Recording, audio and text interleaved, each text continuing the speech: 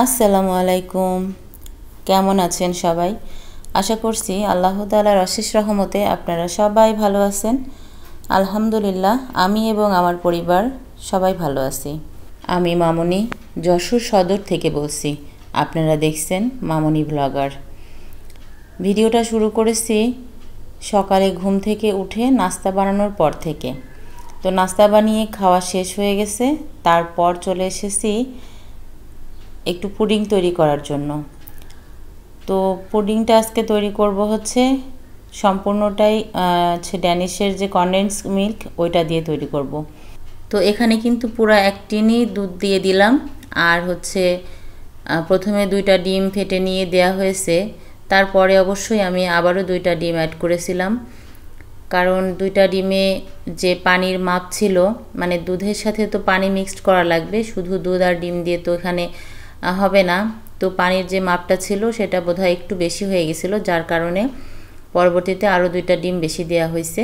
Totally 4টা ডিম আর 1 tin হচ্ছে কনডেন্স মিল্ক, এই দিয়েই আর কি পুডিংটা তৈরি করা হয়েছে। তো এখানে কিন্তু এক্সট্রা কোনো চিনি আর দেওয়া হয়নি। আর পানির পরিমাপ দেওয়া হয়েছিল এখানে 2 কাপ পরিমাণ পানি, 1 টিন দুধ আর হচ্ছে 4টা ডিম। এটা দিয়ে, আর সাথে ছিল হচ্ছে ভ্যানিলা এসেন্স, এটা দিয়েই পুডিংটা তৈরি করেছিলাম। তো পুডিংটা এদিকে রেডি করে বসিয়ে দিয়েছিলাম, আর তারপর আমি চলে গেছিলাম দুপুরে রান্নায়। তো দুপুরে আজকে রান্না করব এই যে এখানে হচ্ছে সব মশলা দিয়ে একসাথে মেখে ভুড়ি রান্না করতেছি, গরুর ভুড়ি আর কি। তো গরুর ভুড়িটা কিন্তু আনা হয়েছিল বেশ মানে ঈদের কয়েকদিন আগে। তো সেই সময় কিছুটা রান্না করে খেয়েছিলাম ঈদের পরপরই, আবার কিছুটা ছিল। তো আজকে আবার সেটাই আর কি রান্না করতেছি। তো মেইনলি হচ্ছে আজকে রান্না করার কারণ হলো আমার ছোট বোনটা, ও তো ঢাকাতে থাকে, ডিপ্লোমা করতেছে। তো ও আসছিল ঈদের ছুটিতে বেড়াইতে এখানে, আমার এখানে আর কি। তো বেড়াইতে আসার পরে ও বলতেছিল যে আপু হচ্ছে তুমি একটু পুডিং তৈরি করো, পুডিং খাবো, আর হচ্ছে আমার জন্য একটু গরুর ভুড়িটা তুমি হচ্ছে ভাজা ভাজা করে দিবা, আমি ওটা নিয়ে যাব। তো এই কারণেই আর কি ওর উদ্দেশ্যেই পুডিংটা তৈরি করা, আর ওর উদ্দেশ্যেই আমি হচ্ছে ভুড়িটাও রান্না করতেছি। তো ভাজা ভাজা করে দিব বলছিলাম, বাট আমরা আসলে ভাজা ভুড়িটা তেমন খাওয়া হয় না। আর ওকেও বলছিলাম যে ওটা তো অনেক বেশি শক্ত হয়ে যায়, তো ওটা না করে আমি হচ্ছে একদম বেশি মানে ভুনা করে দিই, বাট বেশি করে একটু তেলের মধ্যে ভুনাটা বেশি লাস্টের দিকে একদম ভুনাটা ভাজা ভাজা করে ফেলবো, সেটাই আর কি খেতেও ভালো লাগবে আর একটু নরমও থাকবে। তো বললো ঠিক আছে, তুমি যেরকম ভালো বোঝো সেরকম করেই দাও। তো সেই রকম করেই আর কি করতেছিলাম। তো হাতে মাখা করে আমি গ্যাসের চুলায় ওইদিকে একটা প্রেশার কুকারে ভুড়ি রান্না বসিয়ে দিয়েছি, আর এদিকে ইন্ডাকশন চুলায় আমি আরেকটা প্রেশার কুকারে একটু গরুর মাংস বসিয়ে দিয়েছি, কারণ হচ্ছে আমার বোনটা আজকে চলে যাবে। তো এই কারণে আমি রান্নাটা হচ্ছে দ্রুত করতেছি। সরি, ভুল বলে ফেললাম, আমার বোনটা আজকে না, আমার বোন কালকে চলে যাবে। তো কালকে সকালে ও চলে যাবে, আর আজকে আমি ওর জন্য রান্নাবান্না সব করে নিচ্ছি। তো এই তো এদিকে ভাতটাও হয়ে গেছে, আর টুকিটাকি যে গোছগাছ করে নিচ্ছি। তো আসলে বোনটা অনেক দিন ছিল, আর ও চলে যাবে, খুব খারাপ লাগতেছে। ওর ছুটি তো অনেক দিনেরই ছুটি হয়েছিল, আর ওকে নিয়ে আমরা দাকবেও গিয়েছিলাম। আপনারা সবাই দেখেছেন, যারা আমার ভিডিও কন্টিনিউ দেখেন তারা দেখেছেন যে দাকবে যাওয়ার সময় ওকে নিয়ে গিয়েছিলাম। তো ও আবার শ্বশুরবাড়িতে ঈদ করলো, যার কারণে ঈদের আগের দিন আর কি ও চলে আসছিল, এসে শ্বশুরবাড়িতে ঈদ করছিল। ও আচ্ছা, আপনাদের সাথে শেয়ার করা হয়নি, আমার ছোটো বোনটা কিন্তু বিয়ে হয়ে গেছে, আর ওর হাজব্যান্ড আছেন হচ্ছে দুবাই আছেন। তো ও হচ্ছে ডিপ্লোমা করতেছে, ঢাকাতে থাকে, আর এই আর কি। তো ও ঈদের ছুটিতে যখন বাসায় আসছে তখন আর কি আমার কাছেই আসছে। তো শুধু আমার কাছে না, আমার মেজো বোনের কাছে গেছে, তারপরে সবার কাছে আর কি ঘুরছে, মায়ের কাছে ঘুরছে, আমার কাছে তো বেশি আর কি আমার কাছেই ও থাকে। কারণ ও যখন অনেক ছোট তখন থেকেই আমি ওকে মানে আমার নিজের সন্তানের মতো করেই মানুষ করেছি, যার কারণে ও বেশিরভাগ সময়টাই আমার সাথেই থাকতে পছন্দ করে আর কি। এদিকে কিন্তু মাংসটা ভালো করে কষিয়ে নিয়ে তারপরে আলু দিয়ে দিয়েছি। আলু ছাড়া তো মাংস মানে কেউই খেতে চায় না, সবার কাছেই মাংসর থেকে আলুটাই যেন বেশি পছন্দের হয়ে গেছে। তো আলুটা দিয়ে একটু কষিয়ে নিয়ে তারপর ওখানে হচ্ছে ঝোলের পানি অ্যাড করব, আর একটু ডাউল রান্না করব। তো হচ্ছে আজকে কিন্তু বুটের ডালটাকে আমি প্রেসারে দিয়ে সিটি দিয়ে নিয়ে তারপর হচ্ছে একটু মানে মিডিয়াম করে রান্না করব, মানে খুব বেশি ঘনও রাখবো না, আবার অনেক পাতলাও করব না, মিডিয়াম করে রান্না করব।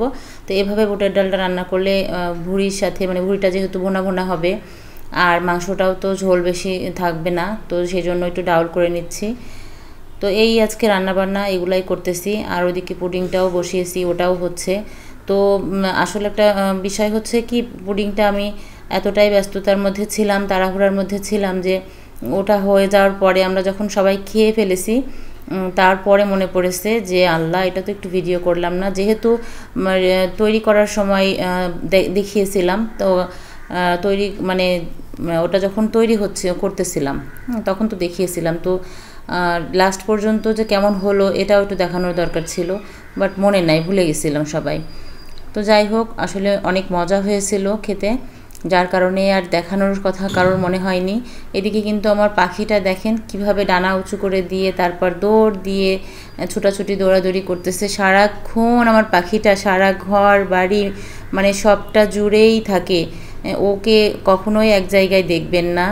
তো ও কিন্তু আপনাদের সবাইকে একটা সালাম দিয়ে দিয়েছে, মাশাল্লাহ আমার কলিজাটা, আমার মাশাল্লাহ কলিজাটার জন্য সবাই আপনারা দোয়া করবেন।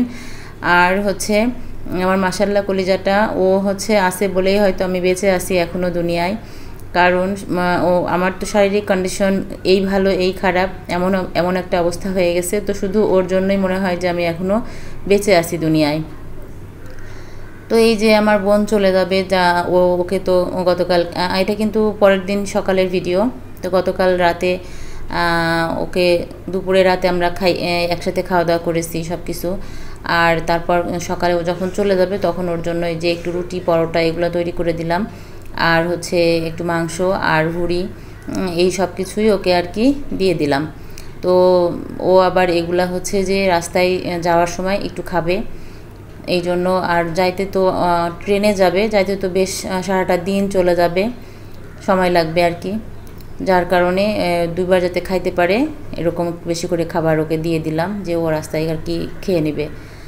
তো ও চলে যাচ্ছে, আসলে কিন্তু মনটা খুব খারাপ লাগতেছে। বেশ কয়দিন ছিল, আর যতক্ষণ সময় থাকে ততক্ষণ সময় ও আমার পিছে পিছে ঘুরতে থাকে, আমি যেখানে যাই ও আমার পিছে পিছে থাকে, আমি রান্না করি ও আমার পিছনে এসে বসে থাকে, আমি কাজ করি ও আমার হাতে হাতে এটা করে ওটা করে। আর চলে যাওয়ার সময় তো আমার বাবাটার জন্য ওর এত খারাপ লাগতেছিল, ও চলে যাওয়ার পরেও বারবার ফোন দিয়ে বাবার সাথে কথা বলে, দেখে ওকে। তো ওর এই বাবাটাকে নিয়ে আমার বোনের একটা গল্প আছে, তো আমি সেই গল্পটা আরেকদিন আরেকটা ভিডিওতে শেয়ার করব।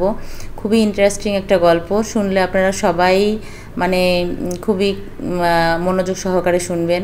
তো ঠিক আছে, আজকে কিন্তু এখানেই বিদায় নিয়ে নেব, ভিডিওটা অনেক বড় হয়ে গেল। আর আমার বোনকে বিদায় দিতে দিতে আপনাদের কাছ থেকেও বিদায় নিয়ে নেব। তো এতক্ষণ পর্যন্ত আমার ভিডিওর সাথে যদি কেউ থেকে থাকেন তো প্লিজ আমার ভিডিওতে একটা লাইক দিবেন মনে করে। আর আমার চ্যানেলটা যদি আপনাদের কাছে গ্রহণযোগ্য বলে মনে হয়, ভালো লাগে, তাহলে আমার চ্যানেলটাকে সাবস্ক্রাইব করে আমার বন্ধু হয়ে আমার সাথেই থেকে যেতে পারেন। তো আপনাদের সবার জন্য অনেক অনেক দোয়া এবং শুভকামনা রইল। আপনারা ইনশাল্লাহ আমার পাশে থাকবেন আমি আশা করতেছি। তো আজকের ভিডিওটা কিন্তু এ পর্যন্তই, আর ভিডিওটা বাড়াবো না। তো চলেন আমরা সবাই মিলে আমার বোনকে একটু এগিয়ে দিয়ে আসি, সামনের দিকে যাই। ও তো যাইতেই চাচ্ছে না, মানে ওর মাম্মামকে ছেড়ে ও যাবেই না, এরকম একটা অবস্থা। ওকে রুমের ভিতরে রেখে আমি বাইরে যাব, কারণ প্রচণ্ড গরম, এত গরমে ওকে বাইরে নিব না।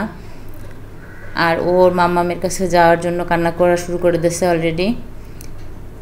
তো আমার বোন কিন্তু বের হয়ে রাস্তা থেকে আমার হাত ধরে সেই যে হাঁটা শুরু করেছে, এইখান থেকে শুরু করেছে আমার হাত ধরে টানতে টানতে টানতে টানতে ও একদম শেষ অবধি পর্যন্ত নিয়ে গেছে। তারপর লাস্টে আমি হাতটা ছাড়িয়ে দিয়ে তারপর বাসায় চলে আসলাম।